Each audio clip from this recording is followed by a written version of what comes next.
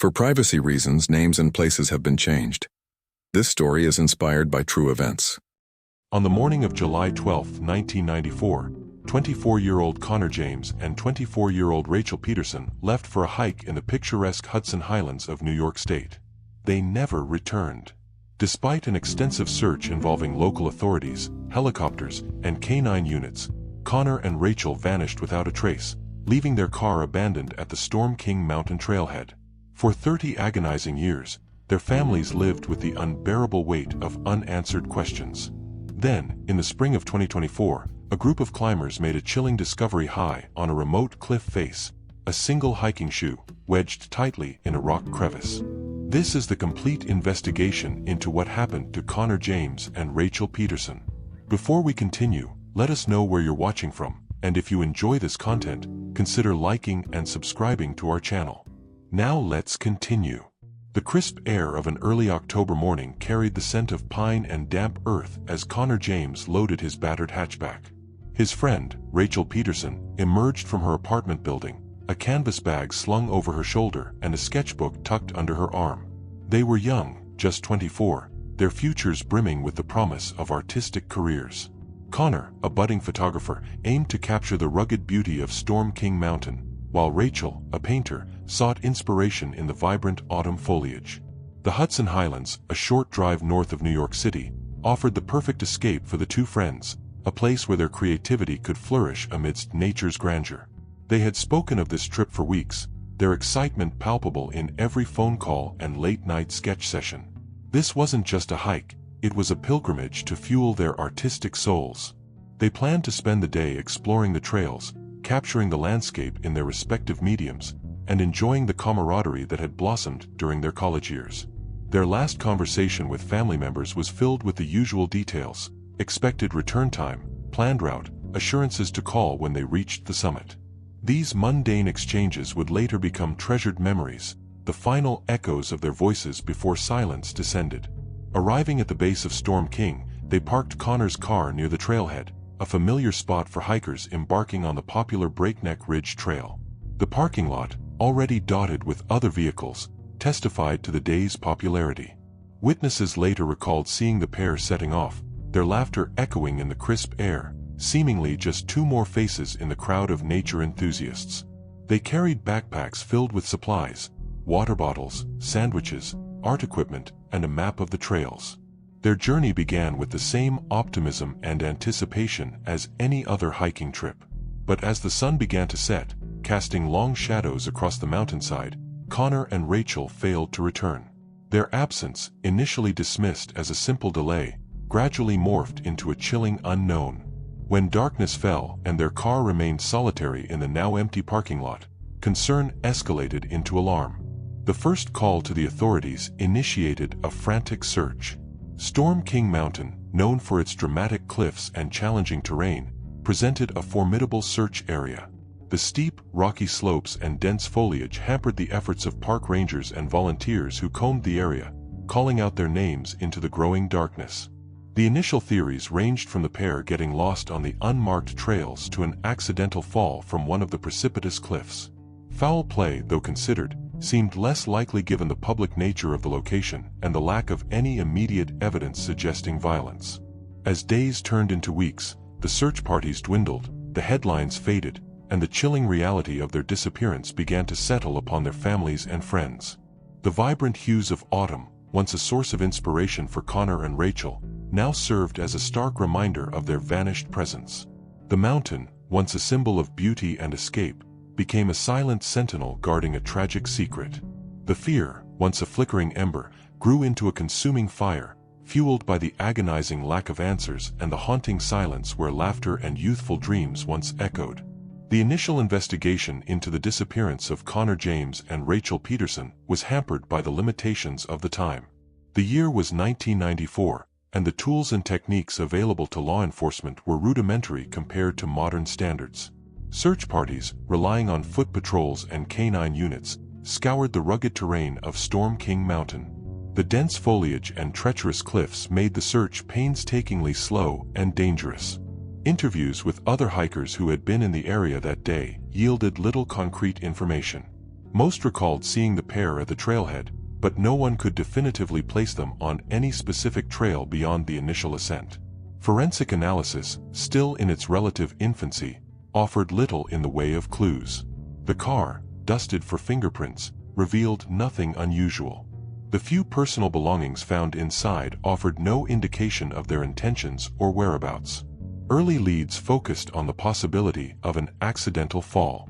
Storm King's cliffs, known for their sheer drops, presented a constant danger to hikers, especially those unfamiliar with the terrain. However, despite extensive searches of the areas below the most popular overlooks, no bodies were found. The possibility of the pair becoming lost was also explored. The trail system on Storm King, while well marked in some areas, could be confusing, particularly in the more remote sections. Experienced hikers could easily stray from the designated paths, and the dense foliage could quickly obscure any sense of direction. However, both Connor and Rachel were considered experienced hikers, and the fact that they had a map with them made this theory less likely. As the initial search efforts yielded no results, the focus shifted to the possibility of foul play. While the area was generally considered safe, the remote nature of some trails and the relative isolation offered by the dense woods could provide opportunities for criminal activity. Investigators explored the possibility of a robbery gone wrong or a random act of violence. However, the lack of any witnesses or physical evidence pointing to a struggle made it difficult to pursue this line of inquiry. A few individuals who had been in the area that day were questioned, but their accounts provided no significant leads. One hiker reported seeing a lone male figure near the summit around the time Connor and Rachel were believed to be in the area, but the description was vague and the individual was never identified. As weeks turned into months, the investigation stalled. The initial flurry of activity subsided, replaced by a frustrating sense of inertia. The case, though not officially closed, gradually slipped into the cold case files. For the families of Connor and Rachel, the lack of answers was agonizing. The initial shock and disbelief gave way to a profound sense of grief compounded by the uncertainty surrounding their loved one's fate. Birthdays and holidays passed, marked not by celebration but by the painful reminder of their absence. The vibrant memories of their laughter and dreams were slowly fading, replaced by the haunting specter of unanswered questions. The mountain, once a symbol of shared joy and artistic inspiration, now loomed as a silent monument to their loss, a constant reminder of the mystery that shrouded their disappearance. The years that followed the initial investigation into Connor and Rachel's disappearance were a bleak period for their families. The unanswered questions hung heavy, a constant weight on their hearts. The initial flurry of media attention faded, the search parties disbanded, and the world moved on. But for those who loved Connor and Rachel, time seemed to stand still. Birthdays and holidays, once occasions of joy and celebration, became painful reminders of their absence. The vibrant memories of their laughter and shared dreams began to fade, replaced by the gnawing uncertainty of their fate. The case file, though technically open, remained dormant, gathering dust in the archives of the local police department. Periodically, it would be reviewed, often by a new detective assigned to the cold case unit, hoping fresh eyes might spot something overlooked. Advances in forensic science offered a glimmer of hope, but the lack of new evidence made it difficult to apply these new techniques.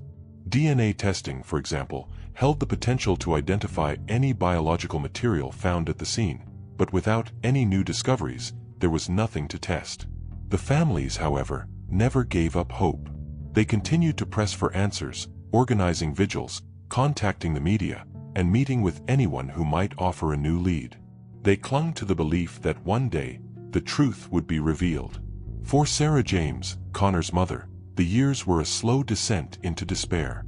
She kept his room exactly as he had left it, a shrine to his memory. His camera, still loaded with the film from their last planned shoot, sat on his desk, a poignant reminder of the dreams he would never fulfill. Rachel's parents, John and Mary Peterson, channeled their grief into advocacy, working tirelessly to raise awareness about missing persons and the importance of continued investigation into cold cases. They established a scholarship in Rachel's name at their local art school, ensuring her passion for art would continue to inspire others. The passage of time brought changes to Storm King Mountain as well. New trails were blazed, safety measures were improved, and the area became even more popular with hikers. But for those who knew the story of Connor and Rachel, the mountain held a different significance.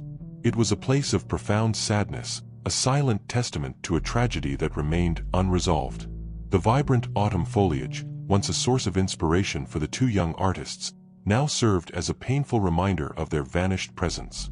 The rustling leaves seemed to whisper their names, a haunting echo in the stillness of the woods. The mountain, once a symbol of beauty and escape, now stood as a silent guardian of a dark secret, a constant reminder of the two young lives lost and the mystery that continued to shroud their fate. The hope, though diminished by time and disappointment, stubbornly refused to be extinguished. Somewhere, hidden amongst the rocks and trees, lay the key to unlocking the truth. It was just a matter of finding it. 30 years had passed since Connor James and Rachel Peterson vanished on Storm King Mountain. The vibrant colors of autumn 2024 painted the landscape much as they had on that fateful day in 1994. A group of experienced climbers, tackling a particularly challenging section of the mountain known as the Devil's Staircase, noticed something wedged in a deep fissure in the cliff face. Initially, they dismissed it as a piece of discarded debris, a common sight on popular climbing routes. But as one of the climbers, Alex Ramirez, rappelled down for a closer look, he realized it was a shoe.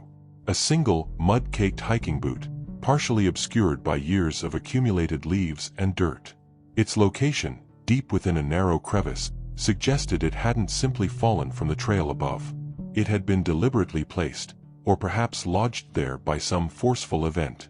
The climbers, recognizing the potential significance of their discovery, carefully extracted the shoe and contacted the authorities. Park rangers, alerted to the find, immediately secured the area. The shoe, a woman's size 6 hiking boot, was carefully bagged and transported to the State Police Forensic Laboratory. Initial examination revealed significant wear and tear, consistent with prolonged exposure to the elements. The leather was cracked and faded, the laces frayed and broken. But it was the presence of what appeared to be dried blood, both on the surface of the shoe and embedded within the fabric lining, that sent a jolt of electricity through the investigation. The blood, though degraded by time, was sufficient for DNA analysis. The results, when they came back, confirmed the grim suspicion. The blood belonged to both Connor James and Rachel Peterson. The discovery of the shoe, a chilling relic from a tragedy 3 decades old, breathed new life into the long-dormant case. The news of the discovery spread quickly, rekindling the embers of hope for the families who had endured years of unanswered questions. For Sarah James, the sight of the shoe, Rachel's shoe, brought a fresh wave of grief, but also a surge of determination.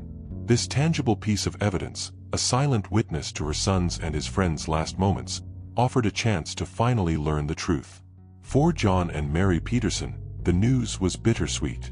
The confirmation that their daughter's remains were likely somewhere on the mountain brought a painful closure to the years of uncertainty, but it also ignited a renewed sense of purpose.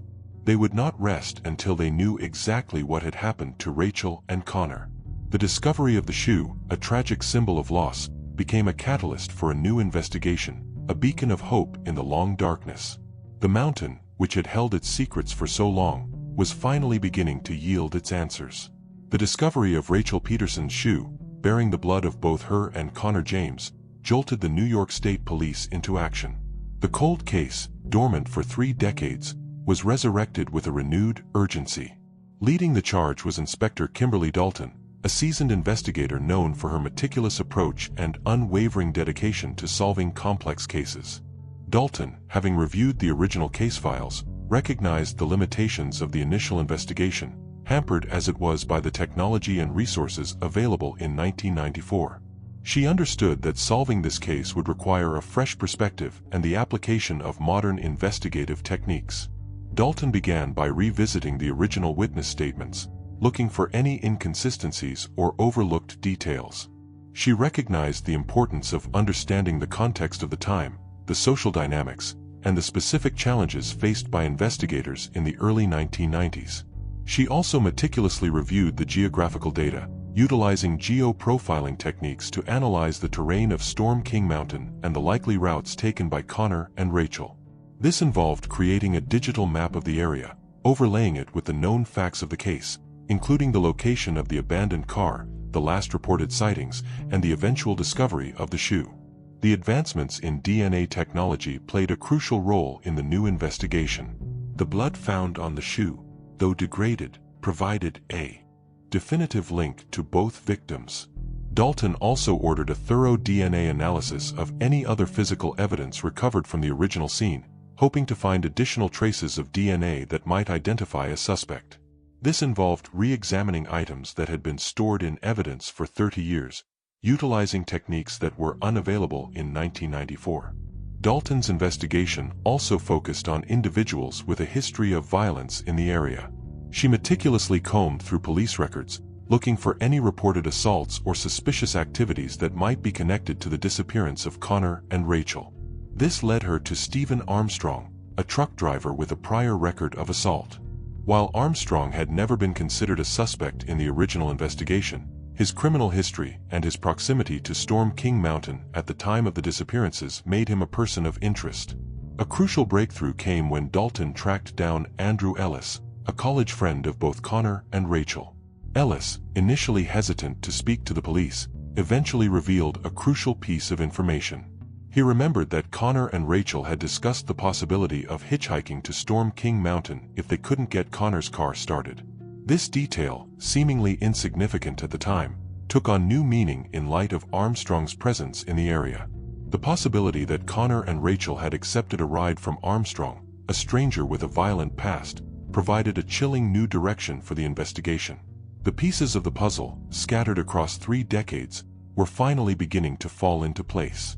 The focus now shifted to Stephen Armstrong, and the question of his involvement in the disappearance of Connor and Rachel became the central focus of Inspector Dalton's investigation. The interrogation of Stephen Armstrong began like many others. Inspector Dalton, accompanied by 2 other detectives, entered the small, sterile interview room. Armstrong, a man of imposing stature with a weathered face and hardened eyes, sat across the table, his hands clasped tightly in front of him. The initial questions were routine, designed to establish a baseline, to gauge Armstrong's demeanor and assess his responses. Dalton, a master of reading body language and detecting subtle shifts in tone, observed Armstrong closely, noting his nervous tics and the subtle tremor in his voice. She began by revisiting the events of 1994, asking Armstrong about his whereabouts on the day Connor and Rachel disappeared.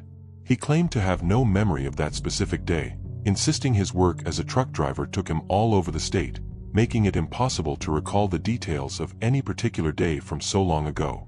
Dalton then shifted the focus to Andrew Ellis's testimony, revealing that Connor and Rachel had considered hitchhiking.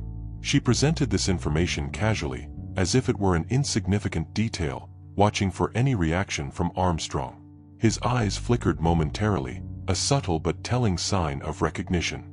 Dalton pressed further, mentioning that several witnesses had reported seeing a truck similar to the one Armstrong drove in the vicinity of Storm King Mountain on the day of the disappearances. Armstrong's composure began to crack. He shifted uncomfortably in his chair, his gaze darting around the room, avoiding direct eye contact. Dalton then introduced the shoe, placing it on the table in front of him. The mud-caked hiking boot, a silent testament to a tragedy 3 decades old, seemed to exert a powerful effect on Armstrong. His face paled, his breathing became shallow, and a sheen of sweat appeared on his forehead. Dalton explained the forensic evidence, the DNA analysis that confirmed the presence of both Connor and Rachel's blood on the shoe.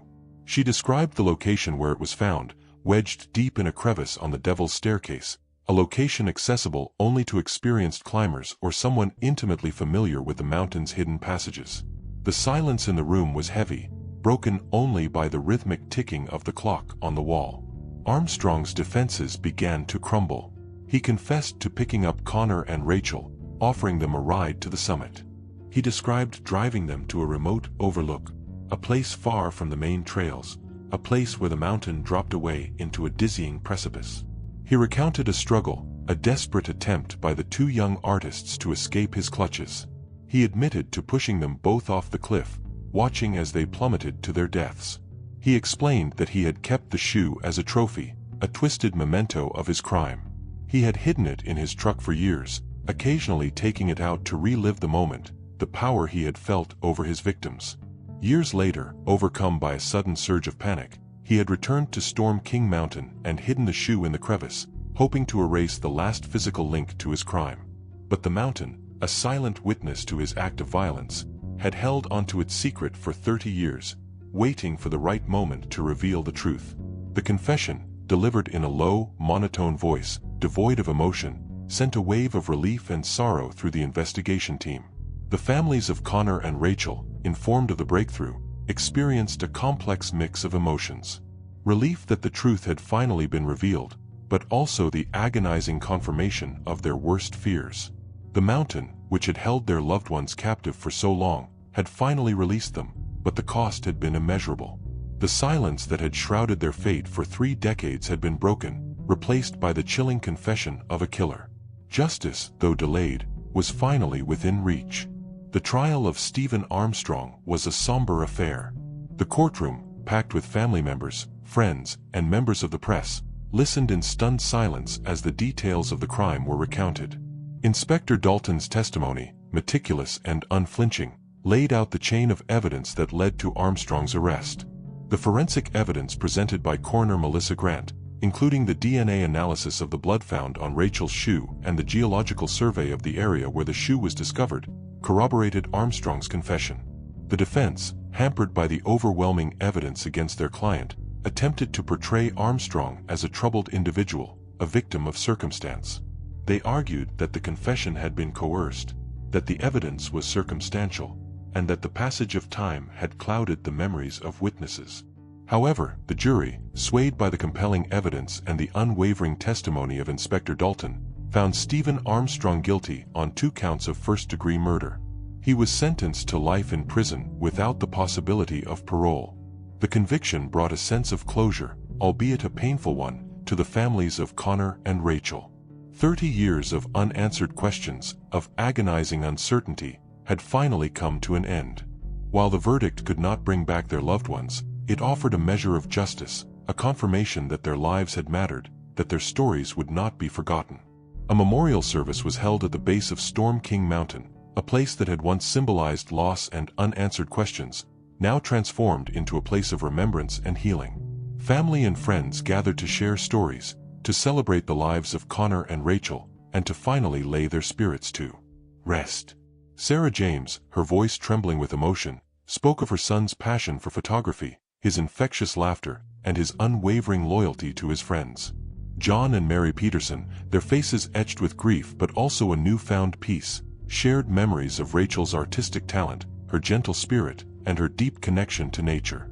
The mountain, a silent witness to their tragedy, now stood as a testament to their enduring love and the unwavering pursuit of justice. The case of Connor James and Rachel Peterson became a landmark in the annals of cold case investigations. It highlighted the importance of perseverance, the power of modern forensic science, and the unwavering dedication of law enforcement professionals like Inspector Kimberly Dalton. The advancements in DNA technology, the meticulous application of geoprofiling, and the re-examination of old evidence, all contributed to solving a mystery that had baffled investigators for decades. The case also underscored the crucial role of witness testimony, even after the passage of so many years. Andrew Ellis's seemingly insignificant recollection of Connor and Rachel's discussion about hitchhiking proved to be a pivotal piece of the puzzle, demonstrating that even the smallest details can hold the key to unlocking the truth. The resolution of the case brought a sense of relief to the community surrounding Storm King Mountain. The shadow of the unsolved mystery, which had lingered for so long, finally lifted. The mountain, once a symbol of tragedy and unanswered questions, could once again be appreciated for its natural beauty, a place of solace and inspiration. The story of Connor and Rachel served as a reminder of the fragility of life, the importance of cherishing every moment, and the enduring power of hope, even in the face of unimaginable loss. Their artistic dreams, tragically cut short, would live on in the memories of those who loved them, and their legacy would continue to inspire future generations of artists and adventurers. The mountain, a silent guardian of their story, would forever hold their spirits within its embrace.